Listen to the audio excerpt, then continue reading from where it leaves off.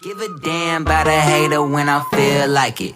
Not today, not today, not today, not tomorrow. Get out my way.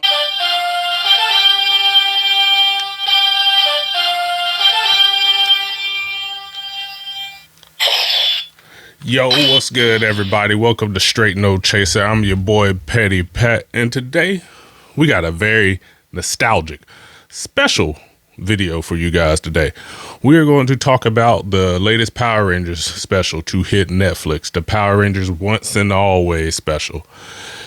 Now, if you like me, you're a 90s kid, you grew up with Power Rangers and all the Power Ranger bootlegs, Beetleborgs, VR Troopers, the Master Rider, which is basically a variation of Kamen Rider from over in Japan.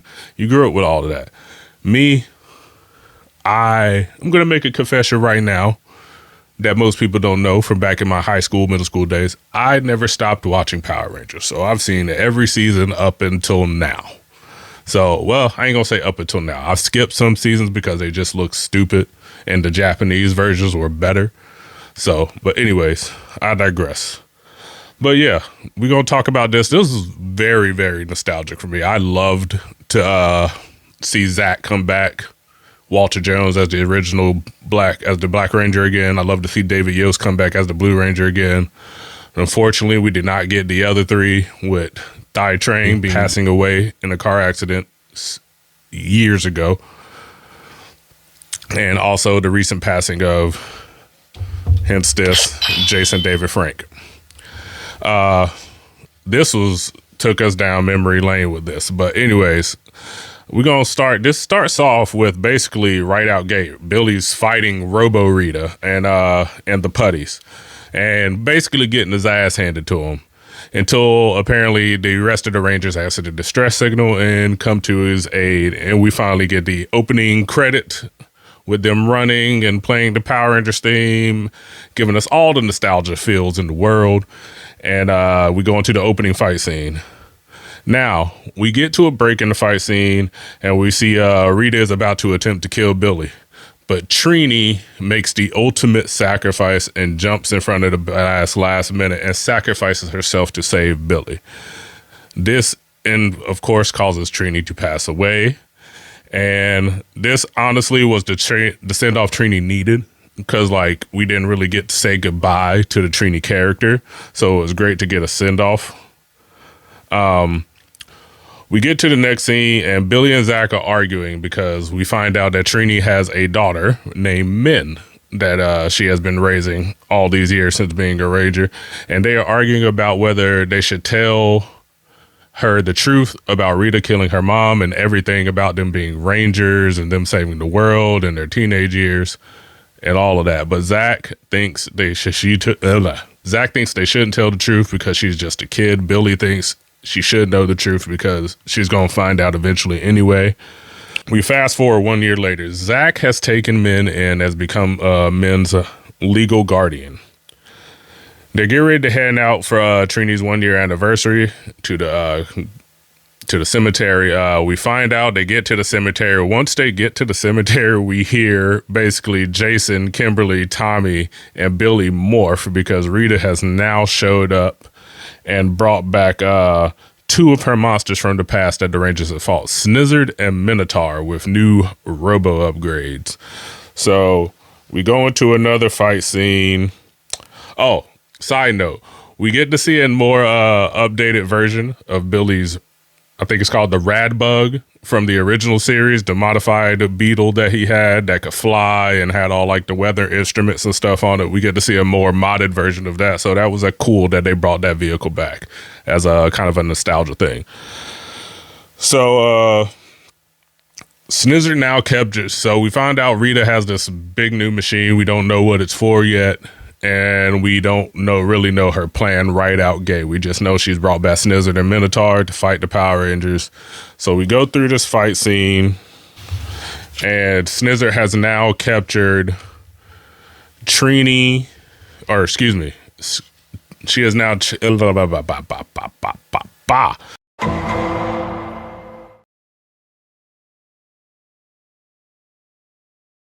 has now captured Jesus Christ. She has now captured Jason, Tommy, and Kimberly to power this machine, to drain their powers and power this machine. We find out that we still don't know what this machine is for. We honestly don't know what Rita is doing. The thing we see the newly updated moon base for Rita. The only thing I hated about this is that they slapped a big ass sign on the front of it like it was a tourist attraction or a restaurant or something. Like, it just looked stupid to me and tacky. That's just my only side note from that. But we go back to the command center, and we find out Billy has now been basically moved into the command center to run his tech company, Cranston Tech, but he also still runs Ranger business underneath the command center / his company. We found out that Zach used to be a congressman as well. I forgot to mention that. But moving forward, we find out Billy and Alpha activate something called the Pandora Protocol, which basically puts every Ranger across the universe from all the past seasons, Turbo, Lost Galaxy, SPD, Overdrive, Mystic Force. It puts all these Ranger teams from the past on alert. And we get to see them summon Kat and Rocky. Now, Kat is the mother to a son, JJ. She is married to Tommy. Yeah, I know a lot of y'all thought Tommy was going to end up with Kim. Not the case. Ended up with Kat. And if you don't know who Kat is the second Pink Ranger who took over for Kimberly after Kimberly left. All right. And then we see Rocky. Rocky shows up, usually being his usual silly self. He shows up with a thing of noodles from a Chinese restaurant. He's about to eat lunch because he's a firefighter now. So that was pretty cool seeing what they did, seeing what they've been doing and finding out what they've been doing after all these years while still continuing to like hold these powers and be Rangers for some of them. We also get to see Adam and Aisha. Apparently they run it's called Space Patrol Alpha. So the SPA, which I think is a variation or a version of SPD, Space Patrol Delta. I don't know if it came after or before Space Patrol Delta. They don't really say. You see Alpha give Rocky and Kat new Ranger coins, but we find out they're duplicate coins, which because Jason and Kimberly still are actively using the Tyrannosaurus and Pterodactyl powers. But apparently this was a no-no. Like, Zordon apparently left explicit instructions why you shouldn't duplicate active powers, but Alpha believed he would have made an exception in this case, which I also believe to be true. Listen to me, sounded like I know Zordon personally and shit. Anyways, I digress. Rita, we get like a side thing of Rita powering her machine because she's been capturing all past Rangers from across the universe. And she's powering this machine, we find out, to make a time portal. So we still don't know why she's making the time portal, but we know she's basically kidnapping Rangers from across the universe to power her machine to make this time portal. We unfortunately do not get to see Bulk and Skull in this, which is very unfortunate. But we do get a billboard with their faces on it, finding out that Bulk and Skull now run a food company, I'm assuming in Angel Grove, because why would a billboard for their company be anywhere but Angel Grove? Anyways. But now we see on the news that the putties are attacking Ernie's Juice Bar, which was, if you don't know, the Power Rangers' old hangout. Basically where they spent a lot of their free time, where they practiced all their activities and things of that nature. It was basically like a rec center. So we see them on the news, putties attacking. We see Min. We flash to Min back at home, and we see her take the yellow power morpher against Zach's wishes, I might add, because Zach specifically told her to stay home. And she goes to try to stop the putties at the juice bar. And yeah, let's be clear. She was holding her own when she first got there until she tried to morph. Once she tried to morph, they got her ass. And I want to keep it a buck. The putties was ruthless with her ass. Like, at one point in this scene, they lifted her up and slammed her back first on the juice bar counter. Like, I'm like, damn, y'all was trying to break her back. But anyways, We fast forward, we see Zach and Rocky come to save her after they start getting to her ass. Zach and Rocky come to save her. We get a lot of cool nostalgic moments in this scene. We see Rocky still has a little bit of moves. We get to see Zach do some hip-hop keto. And if you don't know what that is, it's essentially capoeira, but it's basically Zach's version of karate, which he gave it a name, hip-hop keto. But we go back and they save her. They take her back to base. Of course, Zach has to give her the talk and so on and so forth. So we continue with the plan and we see them capture Snizzard and Minotaur with this big magnet. At first, when they showed the magnet, I thought they were just building another space dumpster to capture Rita. But then I figured out that it was just a magnet because I'm dumb. Anyways, but we see them do that. Min thinks that they should be kept alive, that they should have just off these motherfuckers instead of just captured them with this magnet. But anyways, Min thinks they should have just offed them. Like, yeah, you should just cut these dudes down. Anyways, we fast forward to the Rangers now have to infiltrate Rita's base to essentially stop her machine. They get to her base and attack and defeat the putties that are guarding the machine. We find out that she has captured a lot of Rangers from the past, and she is almost has this machine fully powered. But we find out they cannot destroy this machine without harming the other Rangers or killing them. So they find out they have to actually defeat Snizzard before destroying the machine to free the other Rangers. Then we fast forward, Rita pops up at her base because, of course, she called them.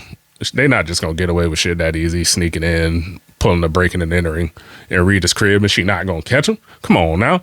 But anyway, she already had a contingency. She pops up. She already went and kidnapped Min.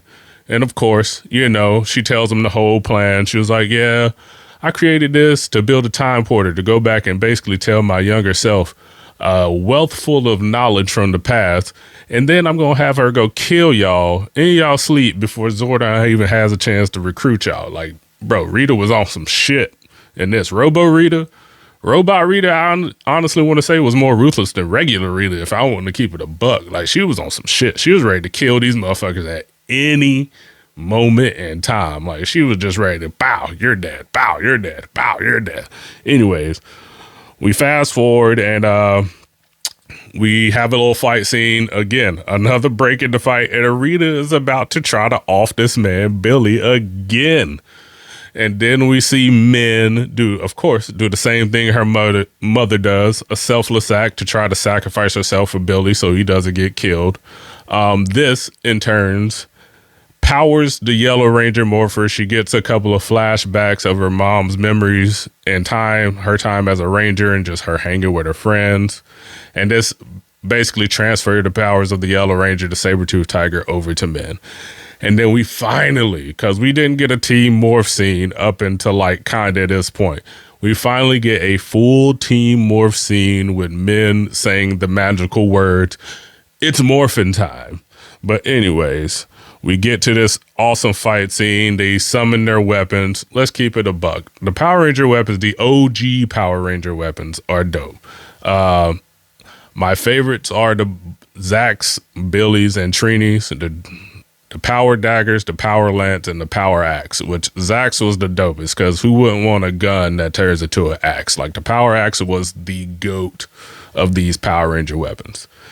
Anyways, we go to this fight scene, and of course, this is a great fight scene. It's just them fighting the putties, Minotaur, and Snizzard, and Rita.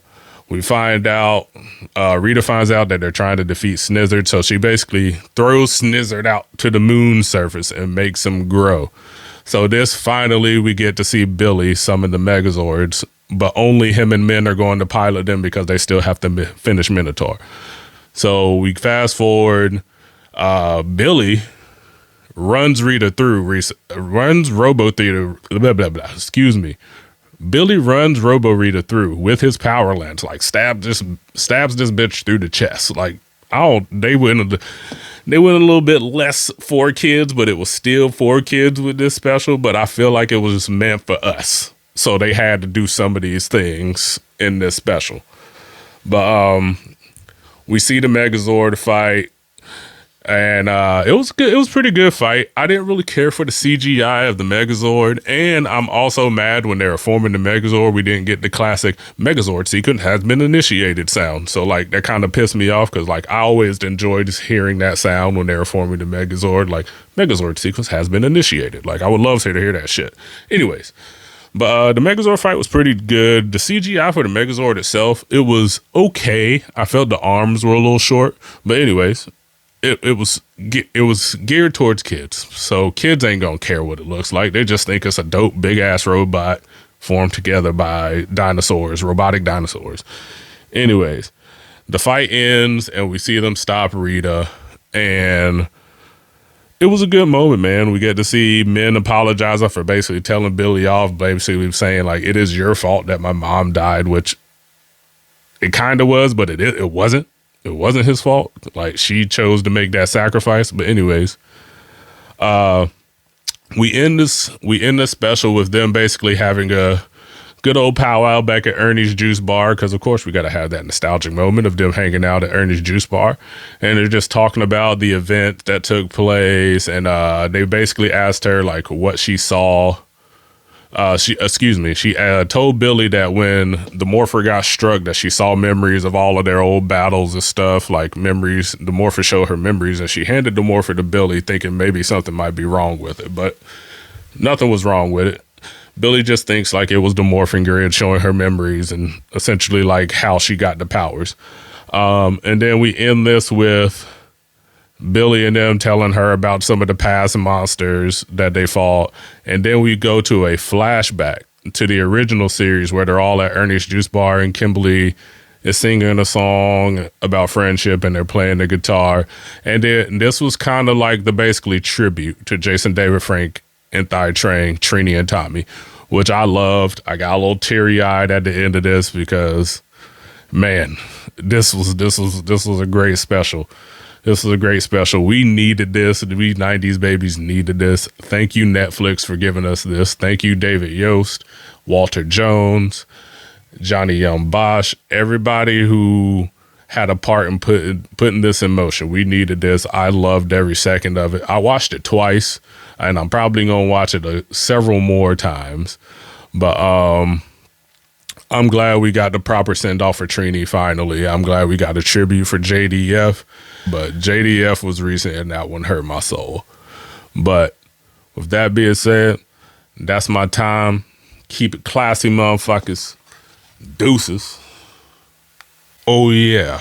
Forgot to mention, I'll be going on my boys Brandon Belange's podcast, the B13 Nerdcast of Randomness, to talk more in depth about this Power Ranger special. This will be a longer, more in depth, more detailed dive into this special, and we'll talk more about what Power Rangers has meant to us over the years and things of that nature.